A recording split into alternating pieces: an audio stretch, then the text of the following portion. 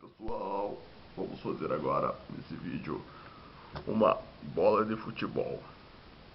A bola de futebol é o seguinte: você pega aqui este papel quadrado, repare que o papel é quadrado, olha, né?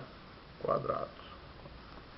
Você pega esse papel, dobra aqui, aqui, aqui e aqui. Daí você começa a enrolá-lo assim. Perceba que já está se formando uma bola de futebol. Daí você dobra aqui, aqui, vai dobrando, com muito cuidado. Daí agora você pega e faz assim. Pronto, a bola de futebol.